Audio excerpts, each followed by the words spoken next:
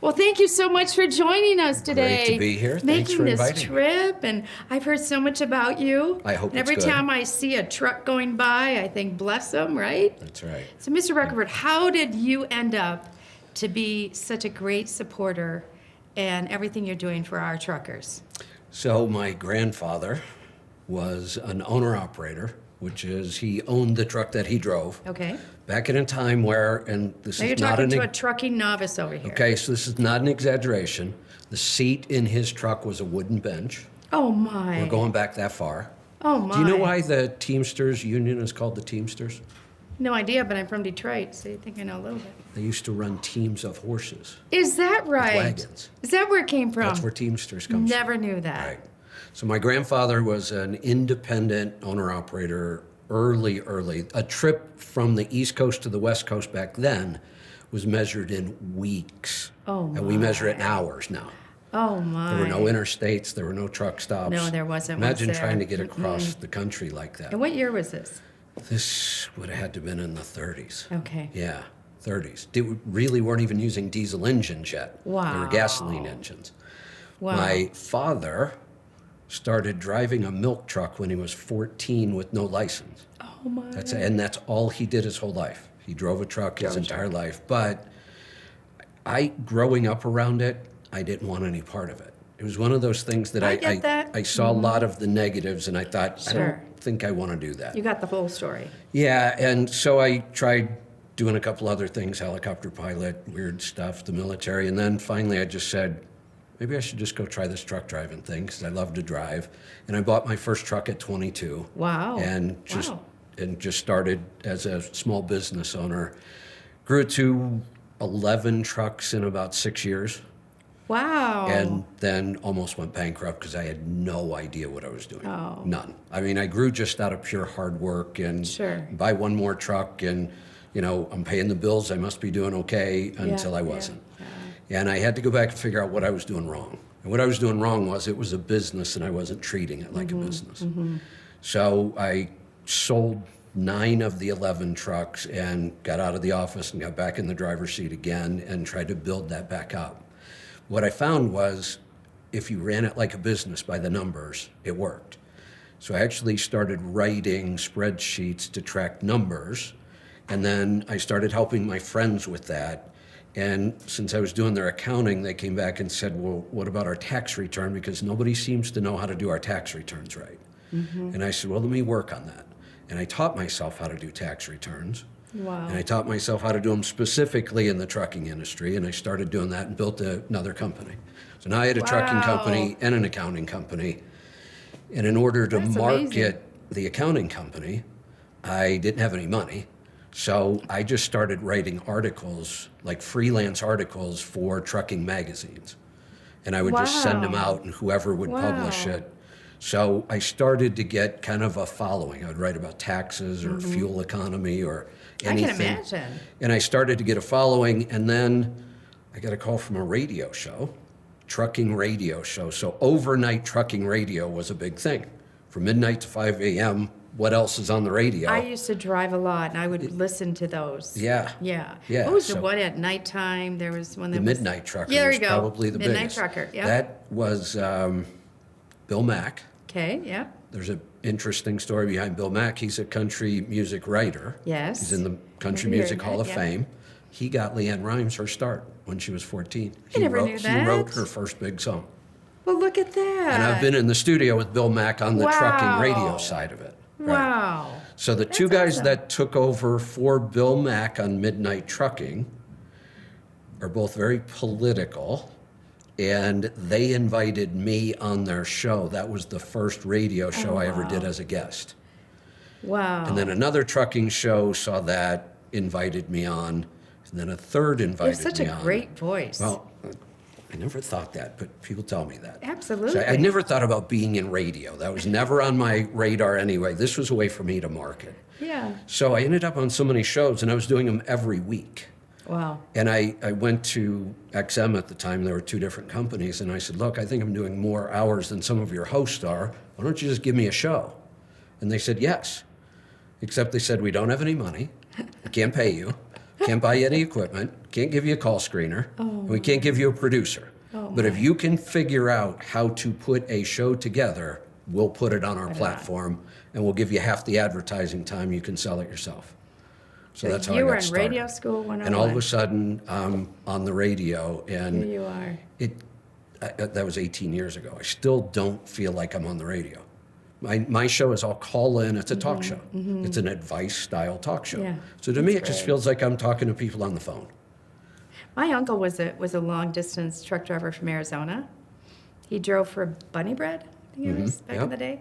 But one thing he told me, he was also a pastor, but he would tell me, back in the day when we had our 8-track, Right. cassettes and all that stuff.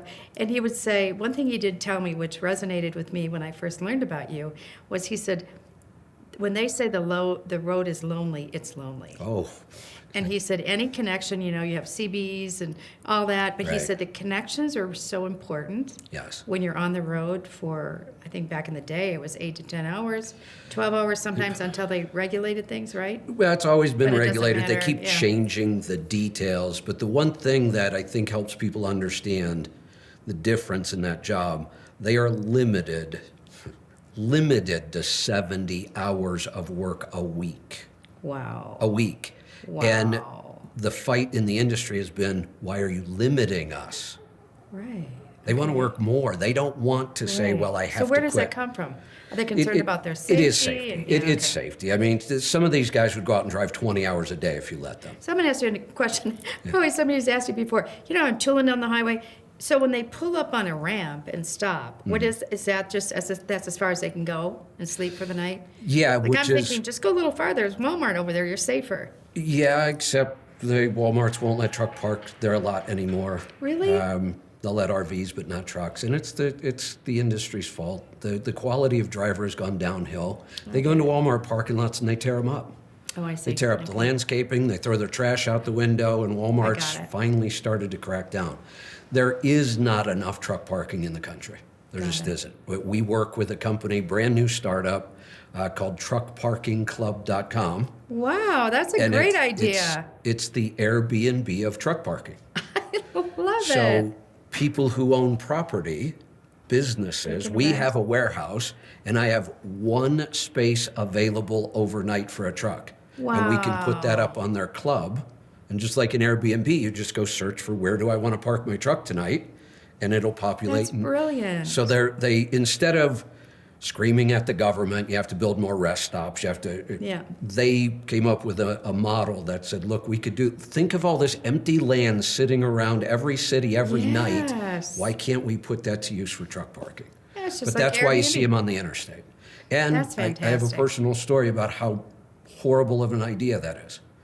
My whole family is truck drivers, always has been. My older brother was parked on a ramp, and he was the last truck in the line, and somebody went off the road and ran into him and died. Oh, my word. And I always wondered happens. about that. It happens quite a lot, and that's hard on the driver. Of He did- course, right. yes, of course. So you started this fantastic radio show. They can call in and talk with you. You're probably their best friend. In a lot of ways, I am, Yes. and I understand the industry. Right. I read a ton. I mean, Right. I've averaged 2 books a week for most of my life, Oh, and I my still do that word. today. I read constantly, so I can help them with a awesome. lot of things. My show was primarily business, money, financial planning, taxes. I got into fuel mileage and maintenance because I could help them Mm-hmm. be more profitable in their business. And truck drivers' health is horrendous. That was my next question. The statistics are awful. Right. You're probably familiar with the statistics of diabetes Yeah. and Yeah. metabolic syndrome and heart disease. And Yes. take those numbers that you're familiar with, and for a career male truck driver, double them. Oh, my. And 50% of truck drivers still smoke. Oh, 50%. you're right. They You're still smoke. right. It's a horribly unhealthy occupation. But it's a And lonely road. And Yeah. people who drive a truck do it for a reason. Yeah. They tend to be introverts. Yeah. I am. I drove 1,000,000 miles myself before I got out of the truck. I'm more of an introvert. This is not what I'm really comfortable doing, but this is what I had to get comfortable doing. Right. To right. just build what I. So So we their started health is at a hearing, decline, right? And think about it, they can't exercise unless they're really regimented about it, correct? even then it's And really it's difficult. really hard. Right. And then you're tired. Yeah. I mean, And- people that drive, oh my goodness, you're dehydrated. Yeah, because Right. they don't want to They drink don't all wanna day drink because you got to water. stop all Yeah. the time. Right. You gotta stop all the time. Right.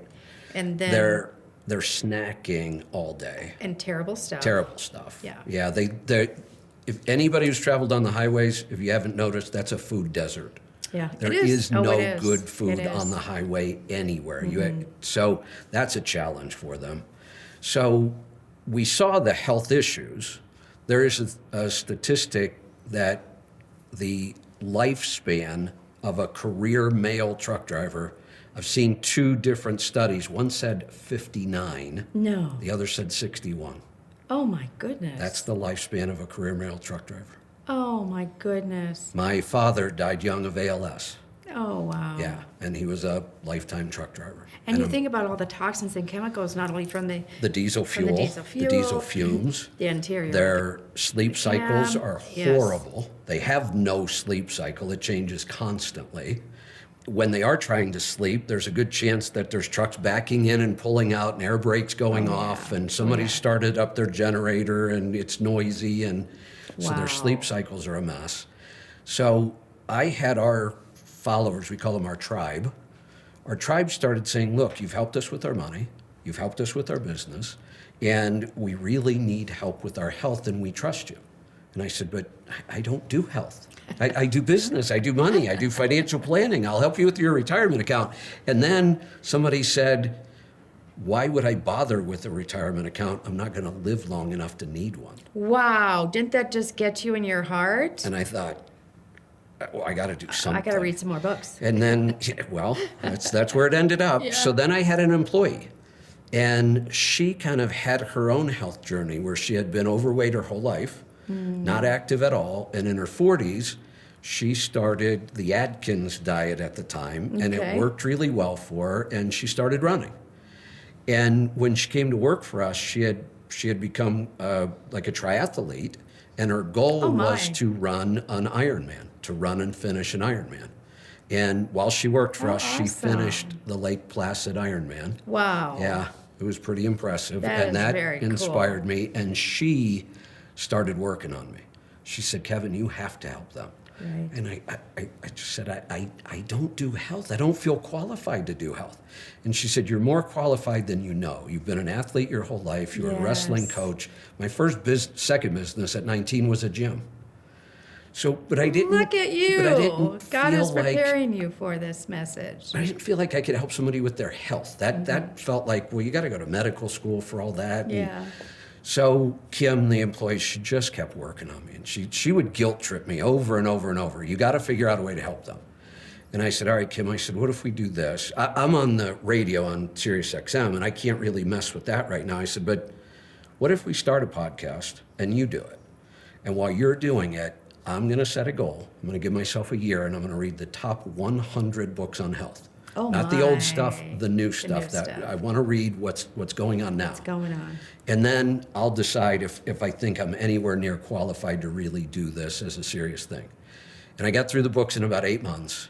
And during that time, I found a good nutritional therapy program, so I went back to school for that. And then I started being a guest on Kim's podcast. We called it Destination Health. And then that got so big, we decided to try it for one day a week on the Sirius show, on the satellite radio show. So Kim became my co-host, and we turned Wednesdays into Wow. Destination Health. And today, health is 80% of our business. See? It has taken over almost our entire company. Bless you, brother. That's amazing. Yeah. So I remember when I was the very first nurse that got certified in urology nursing in the state of Michigan. Wow. Way back in the day, I'm dating Yeah. myself. But what was interesting about that when we were talking about truckers is the majority of our patients at that time with prostate issues were truckers. I can see it. And You're it, sitting all day. That's horrible. yes, and I remember thinking to myself, you have prostate issues, Yes, you're sitting. And it was funny because the urologist I was working with at the time, we really didn't have anything to help them with, except, BPH, we put you on medication, we, come in for your PSA reports, all that kind of stuff. But we really didn't have anything to give them at the time. And I remember Right. thinking, and then I did what you did. I started looking at Salpamento, all these different things that we could do that they'd be over the counter that wouldn't, cause them any discomfort as they were driving and all Right. that other stuff. But it really opened my eyes into, I never even thought about the trucking industry. We just make assumptions and we take it for granted. We go to the store and, hey, our favorite product is there. We take it down. And Right. during COVID, everybody had a big wake up call, They did. right? There was no toilet did. paper. I mean, that's Well, the tape. But there were so many other things that we didn't have. I've seen interviews of young people where they say, why do we need farmers and truck drivers? We get our food from the grocery store. Yeah. Seriously, right That's now? how little thought they put I into know. Yeah. where stuff comes from. We have sayings in trucking that if you've got it, a truck brought it. And I usually follow love that up that. with the only thing trucks don't deliver are babies. That's good. That's really good. So you started this and you started researching, right? And the different products that would help our truckers. And Right. what was the conclusion of that? So really what I started realizing was that, and there's a lot of opinions about this, but mine is that food is the most important factor here. Not a bunch of drugs, not even a lot of supplements. That if we look back at hunter-gatherers and ancestral diets, they had no supplements, they had no drugs, they had no procedures, surgeries, no dentists, right. no floss, and yet they were physically healthy. They died with a full set of teeth that didn't have cavities. That's right, There are yes. so many things you look at that and you think, well, how is that even possible? Yes, yes. And now we have all this wonderful medical technology, they tell us, except we're sick all the time. Sick all the time. And we're now starting to actually die younger. That's a scary That's trend. very scary. Lifespans aren't I extending, mean, look at the now they're lifespan already shortening. you just mentioned about the truckers. Truck drivers. Oh Right. my goodness. Right. And the rates of obesity and diet, something has gone horribly wrong. So I'm a big Yes. believer in food first. And I've even become kind of known as that anti-supplement guy. Because people will call me and say, okay, well, I'm going to do this. What supplement should I be taking? And I'll just say, just stop a second. No supplements right now. Let's get your diet right for 30 days and Correct. see what the results are. Yeah. And there will be some Bring things your food left. with you. Yes, and there will be some things left that we're going to supplement. Yeah. We're going to get you some nutrients you're going to end up missing, but that can wait. Yeah. Let's make sure you're committed to this, because if you right. don't do this, it's Yeah. not going to work. Right. And I try to tell people up front, this isn't temporary. You can't do what I'm going to tell you to do until you feel better and then think you're going to Go go back. back to doing what Yeah. made you sick. You can never go back. No. And people told me, you're going to fail miserably at this. Truck drivers are look at them. They're so unhealthy. How is this ever But going it to work? can't be for the lack of wanting to be healthy. That's it. Yes, That's it. yes. And too many people looked at them and said, well, they're just lazy. They eat too much. They don't work out enough. And that's not it at all. It's their job. And, Yeah. It's a horrible lifestyle. So it really took off. But I think what helped me, because after reading all these books, most of these books were written by doctors. I have no medical background whatsoever. So I started reaching out to get the doctors on the show, and I would even ask them, do you see anything wrong with the advice I'm giving? Because I had people telling me, calling up, saying, you can't tell people to eat like that. You're going to give them a heart attack. And you shouldn't be doing this because you're not a doctor. And then I started asking them, how much nutritional training do you think your doctor has? Yeah, exactly. And for some of them, the answer is zero, none at all. Yeah. And in the best case, I got more information out of reading 2 books than they got of any of their training. Is that something? So then people started to trust me because we were getting results. Right. And I think one of the things that really helped me was I was on the air every day. You were their friend. And we talked about it every day. And then after a while, you start getting the You were their test. coach. Because mine's a call-in talk Right, show. right. You start getting real testimonials on the air. People calling and saying, I thought you were an idiot when I first heard this, but you said it enough times. I heard enough people Yeah, get results yeah. that I thought I'd try it. And You were doing healthy propaganda. A lot of it. Yeah, a lot of it. That's so and it good. was, I think it was the repetition Right. of hearing it every day. Right. And then starting to hear the results people were getting. And it just really grew from there. That's so exciting. And along came Cardio Miracle. Yes. This is yes. exciting for you. So this is a good story for me, but it's a hard story because one of the problems with working in this field is making money. Oh, yeah, of course. You know, of course. I'm not going to say it's easy for a doctor to make money, but there's a model. Right. And if you follow the model, you make money, and doctors usually make pretty good money. That's right.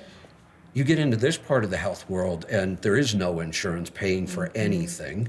And Paying we've for your coaching. nothing, right? And we've been brainwashed into thinking somehow somebody else should pay for our Yeah, health care. yeah. Whether it's our employer paying for our insurance paying for everything we get done. It's like people don't want to spend money on their health No. because no. they've never had to before in their mind. That's right. But I try to tell people, look at the result of that, though. Yeah. We don't have a healthcare system. We have a sick care We have a system. sick care system. There's nothing healthy Yes, about this. yes. In fact, if you want to be healthy, you need to stay away, Stay away. far away from doctors, clinics, and hospitals as you I can. agree.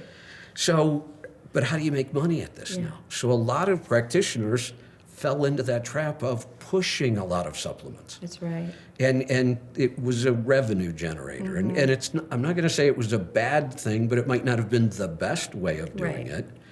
So But they didn't know what they didn't know. exactly. So a lot of things that would happen is, and I actually did a paper on synthetic vitamins and minerals versus whole food. Right. And what happens to the body, and you are very wise in your educational process, because synthetic vitamins and minerals, that's why they started, a doctor would tell them, cut all supplements before surgery, or stop all your supplements, because it was having a reverse Yeah. reaction in the body. Meanwhile, the people thought they were taking copious amounts of wonderful nutrition, and here it was chalk in the form of calcium, or it was, it was, yes. And so they did take advantage of Right. this desire for people to stay healthy. So when we find something that's so unique and really is real food, Right. like Cardi Miracle, like Dr. Correct. Judy always says, Right. this is just food. Food. It's nutrients. How blessed we were to find it and be able to share it with people. And then once you met John, Right. and he solidifies your belief in the person that's making the decisions on the product. Right. So that really helped me with, hey, we have to share this with as many people as possible. Because just like you said, there's cement gardens everywhere, and people are dying for the lack of great nutrition. And they are buying into, because so many companies, they spend the majority of their money on marketing Yes. and packaging, Right. And the product is junk. Yes. It burns the out their more- adrenals. They load it up with caffeine and sugar, so it tastes good. And then you temporarily will feel good. Meanwhile, you're having problems with your glucose and your, everything. Right. So I appreciate you being able to transfer that knowledge to everybody. Pay attention to what kind of supplements you're taking. And I think it helped me a lot because I wasn't pushing supplements. I was pushing food first. Right. Then when we got somebody to the point where we had their diet as clean as we could get it, and by that time they might be off 4 prescription medications. Right. They've lost 80 to 100 pounds. Wow. Their joint pain is gone. Their Wow. brain fog's gone. They have high energy levels. And these Yeah. are truck drivers who thought they would never experience Oh, this. wow. And it was pretty incredible, but there may be some lingering issues. And one of them that just kept popping up over and over was high blood pressure. Mm-hmm. And I was doing one-on-ones with these guys back then, and I would go through it, and their diet's perfect. Their cholesterol is fantastic. Their heart rate is better. Their energy levels are good. Their skin looks better. And yet, why do we have this sticky high blood pressure that we Right. just can't seem to get rid of? Right. So the way I've always worked is the show, to me, is a window into what the problems are, because it's a call-in talk show. So I have, 100 truck drivers a week calling me and telling me here's their problem. And then I would start to see patterns. And when I'd see a pattern, I felt like it was my job to go solve that problem. And that's what I'm good at. I can go do the reading. I can go do the research. I'll go interview doctors. So I started asking the doctors that were coming on my show, why am I still seeing this? Why, when we've improved almost every health marker, is the blood pressure just not coming down? One of the things we found out, and everybody's heard of white coat syndrome. Yeah. one of the things we found out is the readings were all wrong. It was Wow. part of the problem Yeah, because wow. I was getting crazy high readings from people who had really improved their health. I found out that they, for a driver to get off the road, go do his 2-year physical every time, and he's always been nervous because if his blood sugar's a little high, they're going to restrict him. If his blood pressure's I used high, to do they're a going few to of those restrict him. CDL testing, It- yeah. and- And they were not fun for the guys. No, these and guys gals. hate that. So now, what mood are they in when they're going in, and what does that do to their blood pressure? That's right? true. So I started telling these guys, look, before we even start trying to fix it, let's make sure we have the right number. I would get them to go buy their own blood pressure cuff Got it. and do their own. And we realized the number wasn't as bad as we thought, but it's bad. Yeah. Something is still wrong. The funny thing was when I was talking to doctors, even cardiologists, they said, we keep seeing the same thing.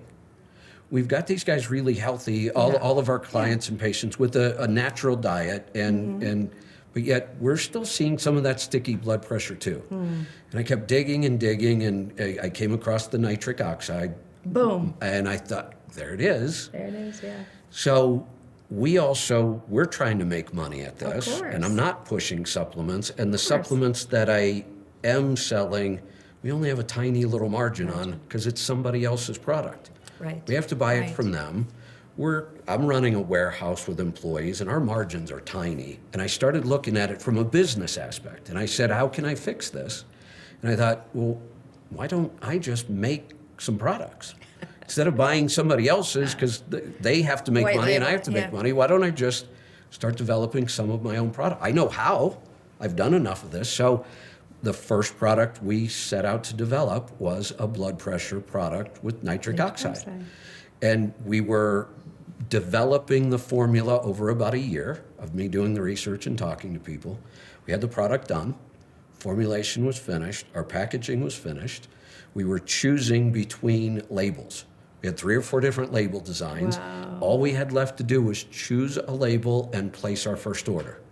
And we'll have our own first product in the store. This was a big project for us. That is a big project. So I had met Stanford Graham at a health conference in San Diego, and the meeting almost didn't happen. Oh, wow. It was the last day of the conference, and I had booked a flight out early afternoon, and I knew I wasn't going to stay for the whole conference. So I went to the morning sessions, and then I went back to my room and packed, and I was just getting ready to hit the app to get a lift. And I thought, you know what? I'm just going to have to go to the airport and eat lunch. And they're serving lunch. It's lunchtime at the event. I said, why don't I just go over and have lunch, and then I'll go to the airport. I sat down at that table and made 2 of my biggest contacts ever at that lunch, and Stan was one of them. Wow. So Stan actually had a food line back then of freeze-dried foods for backpackers. Yes. And he said, Kevin, this would be great for truck drivers. And I said, you're right, it would be. I said, can you send me a sample of all your meals? I want to try them, and I'm going to tell you up front, Stan, I've tried freeze-dried food, and I don't like it. Uh-huh. If I had to go camping, I would take it. But if Or there was an apocalypse, right? Right, but if I'm thinking about this is the food I need to eat every day when I'm in the truck, I'm not really excited about it. But send me yours and I'll see. I get you. The one thing I loved about it, there was no junk in it. Right, It was right, super no junk. clean. I loved it, but I couldn't get past the taste. And I said, I don't think I can put this in my store because I don't like it. I called Stan. I said, Stan, I hate to say this, but I'm going to pass. I appreciate it, but I'm going to pass. And he was really gracious about it. And he said, no problem. We stayed in touch. And he called me one day and he said, Kevin, I've got another product you need to look at. And I said, what is it? And he said, it's called Cardio Miracle. And he said, it's a nitric. And I said, Stan, stop. I said, you got to stop. I said, I hate to tell you this, but we're getting ready to release a product like that. Wow. So it would just be a competitor. And he said, but you should look at this one. And I said, Stan, I don't want to. I have my own. And he said, Kevin, I know you. You should look at this. And I said, all right, send it over to me. So he sent it over to me, and I spent the rest of the day reading the label, doing some research on some things that I didn't understand why they were in there. I hadn't come across that in my research, and I'm wondering, why is this in? And the more I read, the more I was like dreading. I was not happy about what I was reading because I'm getting ready to launch Here you are, I know. yeah. So I thought about How it, didn't say anything else to anybody else in the company, and I thought about it the whole weekend. And on Monday morning, we kind of had the team together, and we're getting together to talk about our launch. And I opened the meeting saying, we're not going to place that order. And my wife came unglued because she was the one that did all the work on all this, and she runs our warehouse, and she does all the negotiation. And I said, I can't. I said, we've never cut corners before. I can't possibly bring this product to market when I know this product exists. That's integrity right there. That was a That's integrity. tough decision. It was a tough conversation. It was a tough week. Not everybody would have done that. It was a really rough week, and finally I got everybody on board, and we ordered Cardio Miracle, and the rest is history. Are. Yeah. So what are some of the praise reports that you've heard back from your truckers about the product? It becomes one of those things that they can't get through a day without. They don't want to get through the day without. And that is really unusual in the world of supplements or food or anything. Because the biggest thing, whether it's pharmaceuticals or whether it's nutraceuticals, compliance was always an issue. Yes. Yeah. Yeah, and I talked a lot about that. Even when I know there's a supplement that would help me, I am terrible at taking it. Horrible. I'll do it for 2 or 3 days. Because we're human beings. I'll skip it for a week, then I'll remember, and I'm so bad at it. And I had to come up with strategies to fix that for me. Yeah. So one of the first things we actually started to market was, are you familiar with Bulletproof Coffee? Oh, yes. Dave Asprey was one of the first guys I had on my show, and I followed Dave for a lot of years. And at one point, we used to do a big conference, 5 days, and Bulletproof came out and set up a whole booth for us and served coffee all week long. And so we took that idea of Bulletproof Coffee, which was basically butter and coconut oil. Yeah. And I thought, I love this stuff so much. I never miss my coffee in the morning now, and I crave it. Yeah. And I thought, there are some supplements I could just start putting in the coffee. So I found a liquid mineral replacement, and I put that in. And then we switched from coconut oil to what Bulletproof called Brain Octane, which did become our first product. We now sell a product called Mind Fuel. Oh, yes. And it's pure C8. Yes. So then I started adding some collagen in there. Collagen's good for us. Yeah. Then I realized how deficient everybody is on vitamin D. Yeah. We found a really good liquid vitamin D. So the drink became a functional drink. And we actually branded ours as NDK coffee, nutrient dense keto, which is a diet we developed, which is a ketogenic diet, but very nutrient dense. Wow. So we labeled it nutrient dense keto. We called this nutrient dense keto coffee.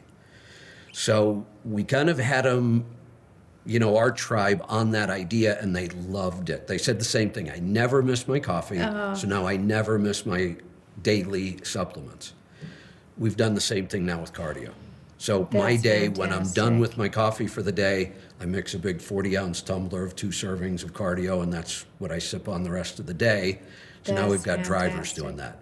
When they stop for their mid-morning break, then they'll make their cardio, and they'll have and then just drink it throughout the day. Think about how amazing that is, your journey and, discovering about nitric oxide. And then you were introduced to the ultimate product. And then, but the beautiful thing about nitric oxide, whether you're sitting, standing, running like Stan, it still circulates. Yeah. So as they're sitting in the truck and they're going, the million-mile warriors out there, how beautiful that they know that they are putting something in their body that is circulating and causing the blood to continue to flow. Yeah. Because that's the biggest problem is the blood flow and the oxygenation of that. And there's something about the way you feel when you're drinking it every day. Yes, and that's why you miss it. And that's not true of most supplements. Even Correct. when they're helping you, Correct. there's a difference between a supplement that might be fixing a Yeah. problem and one that makes you feel different and you notice when you don't take it that day. Yes. Then the other thing that helped a lot, because I'm all about results. And one of the reasons I say that is people will call me all the time and they'll say, you've been saying this and this, and I think you're wrong because I have this study. And I'll say, just stop right there. We could come up with 37 studies on this topic, and they're all going to say something different. Right. I don't trust studies anymore. What I trust are results. I read studies all the time, even Sure. though I don't Sure. trust them, because I can learn from them. Sure. But I don't trust that their conclusion is true or right. Right. They can buy any conclusion they want now. Right. So I like results.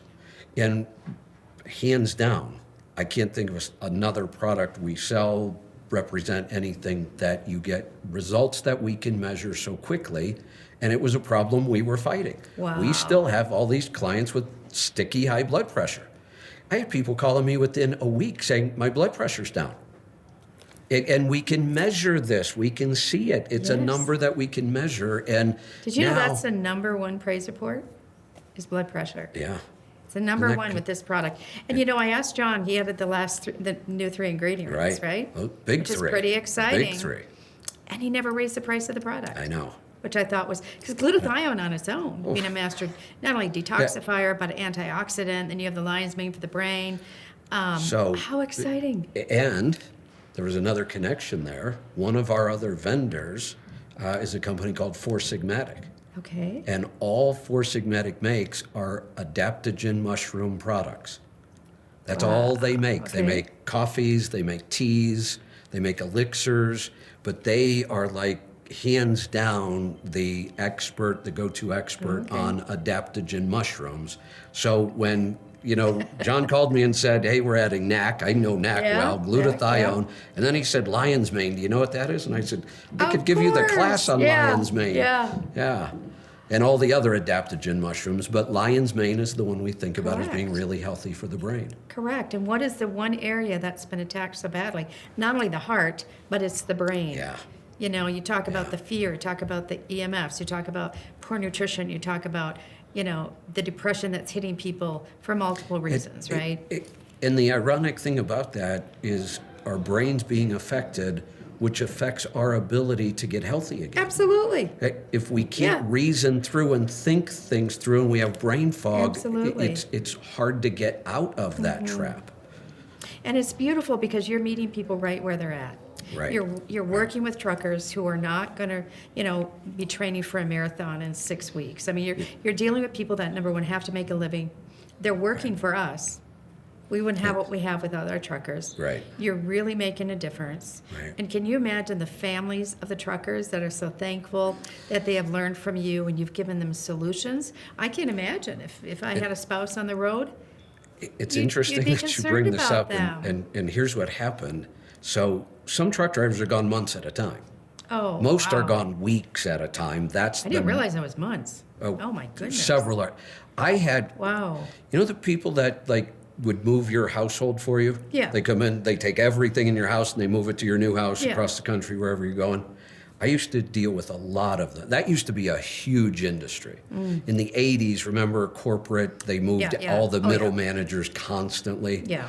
So moving people in the 80s was a huge industry. The average guy that did that as an owner-operator, that owned that truck, we didn't count the numbers of nights he was away from home. We counted the number of nights he was home because it was so much easier. And this is not an exaggeration. Wow. For those guys, the average number of nights they spent at home was about 15 to 20 a year. Come on now. No, I'm not kidding. A year.